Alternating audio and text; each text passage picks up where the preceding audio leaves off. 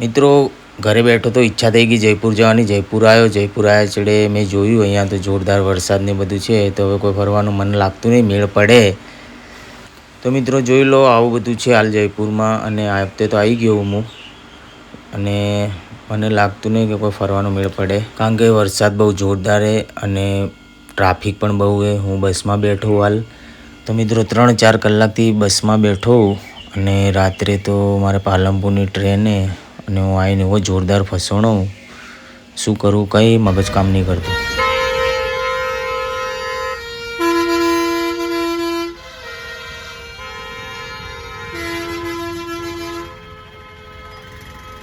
મિત્રો 3-4 કલાકથી હું બસમાં લગભગ 10:30 જેવું થયું. રાતની ટ્રેન મને મળશે કે નહીં મળે હાલ મને એ ટેન્શન છે. હવે શું થાય જોઈએ.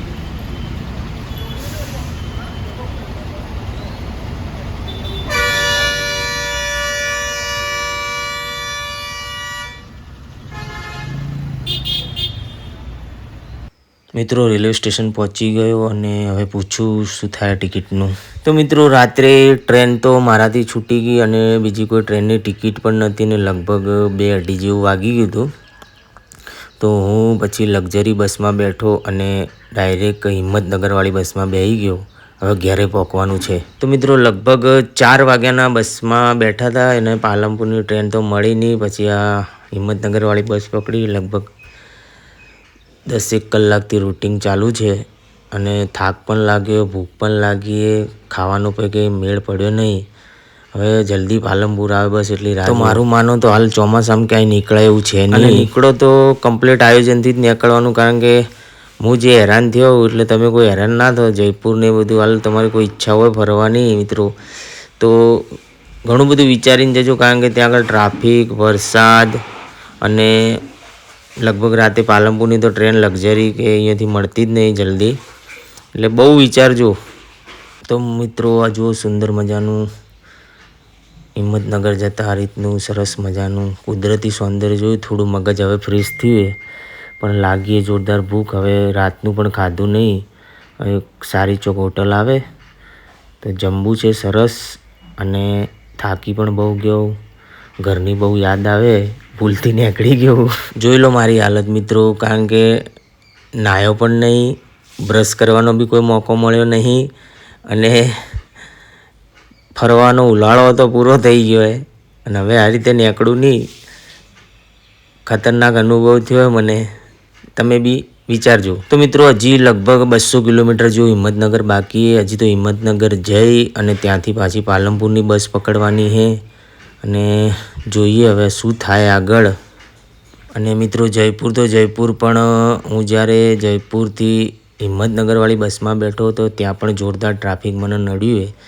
અને લગભગ એમનું કહેવું એમ હતું કે ભાઈ વહેલા ઉતરી જતા, પણ બહુ લેટ થઈ ગયું બસ પણ આજે આપણી. એમનું કહેવું હતું કે 2:30 વાગે જેવા તો અમે અમદાવાદ ઉતારી દઈએ છીએ, પણ 3 જ મને આ બસમાં જ વાગી ગયા. હજી અમે હિંમતનગર પહોંચ્યા નહીં. તો મિત્રો હોટલે પહોંચી ગયા, અને હવે જોઈએ જમવાનું શું મળે, અને સારું જમી લઉં, કારણ કે ભૂખ પણ બહુ લાગી.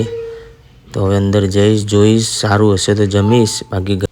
તો મિત્રો જમવાનું મને કોઈ યોગ્ય લાગ્યું નહીં, એટલે મેં ખાલી એક વેફર ખાધી, અને બસ હવે નીકળીએ હોટલેથી. હવે જશે હિંમતનગર. તો મિત્રો હિંમતનગર આવી ગયો હું, અને રિક્ષામાં બેઠો. હવે જઈશ બસ સ્ટેશન, ને ત્યાંથી પકડીશ પાલનપુરની બસ. તો મિત્રો રિક્ષામાંથી ઉતરી અને હવે આવ્યો પાલનપુર જવા માટે હિંમતનગર બસ સ્ટોપમાં. હવે અહીંયા પૂછવું પડશે પાલનપુરની બસ કેટલા વાગ્યાની છે, અને બસમાં બેહીને ઘરે જઈશ. ખરેખર બહુ હેરાન થયો જોરદાર. તો મિત્રો બસ મળી ગઈ મને પાલનપુરની, અને હવે હું નીકળ્યો પાલનપુર. લગભગ 4:30 જેવું થયું. હવે કેટલા વાગે પહોંચું ઘરે જોઈએ. તો મિત્રો જુઓ આ રીતે બસો બદલતો હેરાન થતો પાલનપુરની બસમાં બેઠો. એટલે તમે પણ વિચારજો, ખરેખર હું હેરાન થયો, તમે ના થો. તો મિત્રો જોવા નીકળ્યા હતા જયપુર ને આજુબાજુના ગામડા જોવું હવે, એટલે ખરેખર જોરદાર હેરાન થયો. તો મિત્રો બેઠો તો એક્સપ્રેસ બસમાં પાલનપુરની, અને બસ તો ગલીઓમાંથી નીકળે. આ વિજાપુરની બજારે, વિજાપુર દેખાડ્યું મને બસવાળાએ. તો જુઓ આ વિજાપુરનું બજાર. બીજું તો શું દેખાડું તમે, કારણ કે જયપુર ગયો તો જયપુર તો જોરદાર ફસાઈ ગયો. હું એ જોઉં ને તમે જુઓ, આપણે બંને જોઈએ.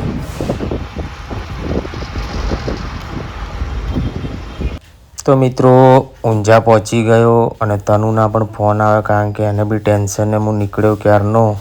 તો ઊંઝાથી નીકળી બસ હવે જશું અમે પાલનપુર. તો મિત્રો પાલનપુર માટે રવાના થઈ ગયો અને લગભગ રાત પડી જશે 7, 7:30, 8 જેવું વાગી જાય.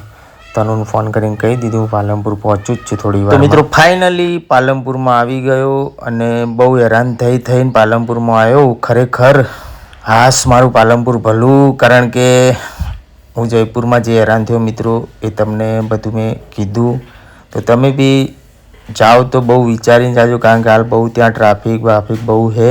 તો મિત્રો 25 કલાકનો સફર તય કરી અને મુશ્કેલીથી હું પાલનપુરમાં આવ્યો. તમે પણ જાઓ તો ખૂબ વિચારજો, કારણ કે ટ્રાફિક, રસ્તા બ્લોક અને વરસાદ ને બહુ બધું એ. સાહેબ આયા મજા આવી ને? શું મજા આવી? તો તમે ફરવા ગયા તો અમને મેલી પછી મજા જ આવે કે તમને? તો કેટલા વાગ્યા ના હવે આયા તમે? તો